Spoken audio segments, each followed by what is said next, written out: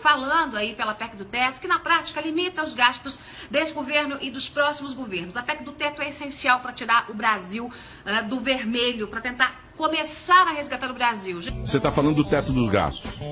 Não vai tirar dinheiro da educação, não vai tirar dinheiro da saúde, isso é balela. Isso é uma mentira que um grupo inventa para a população ficar contra. Tem de mostrar que as reformas, assim como a PEC agora dos gastos, são essenciais para a retomada da economia, para o enfrentamento da mais grave crise da história do Brasil e tocando na questão central, que é o emprego. Mas essa PEC é uma PEC que com certeza vai pelo menos ajudar o Brasil a começar a andar para o lado certo, que é a redução de gasto estatal. É o fim, é pelo menos assim, o fim do crescimento do conto de fadas estatal. Beleza? Então, pela ordem e excelência, o meu voto para essa PEC é sim. Essa conta de que saúde perde 400 bilhões em 20 anos, educação perde tantos bilhões, é uma falácia, é uma mentira.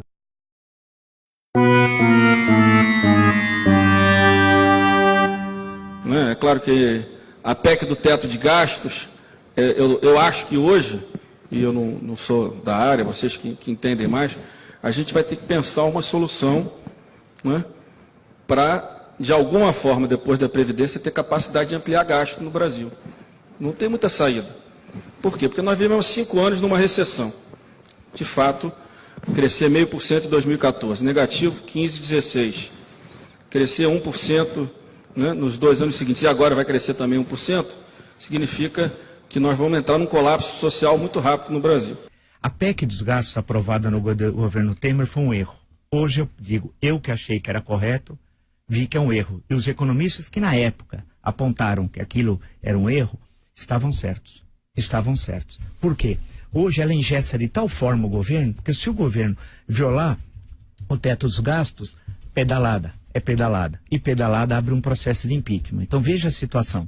É necessário, portanto, olha a embrulhada que nós estamos. Olha a embrulhada. É necessário, portanto, rever a PEC dos gastos. E aí você precisa ter uma maioria constitucional para isso. Porque senão o governo vai ser obrigado, legalmente, a colocar de tal forma o pé no freio que vai ter um efeito devastador na economia brasileira.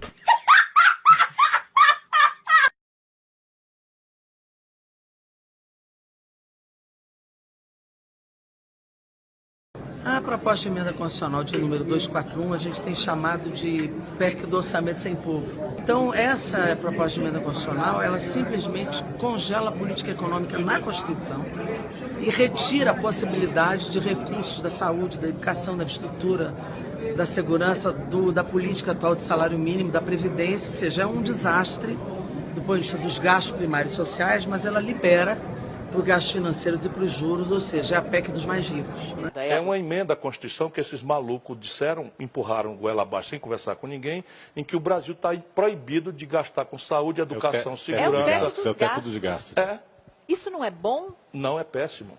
Porque nascem 2 milhões e 700 mil bebês no Brasil por ano. 20 anos, 2 milhões e 700 mil bebês por ano, nós estamos falando de 50, 60 milhões de pessoas que não vão ter maternidade, que não vão ter pré-escola, que não vão ter creche. Isso não é um negócio de louco. Isso nunca existiu na face da terra. Bem, vamos botar o nosso povo no jogo.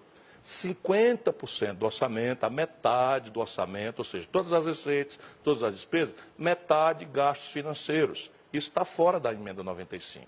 Onde é que entrou? Educação, saúde, segurança pública, que são as tragédias do nosso povo, ciência, tecnologia, estrada, porto, aeroporto. Você imagina o Brasil passar 20 anos sem dar manutenção nas estradas, Mariana? Como os portos não vão ter a modernização, isso é uma loucura.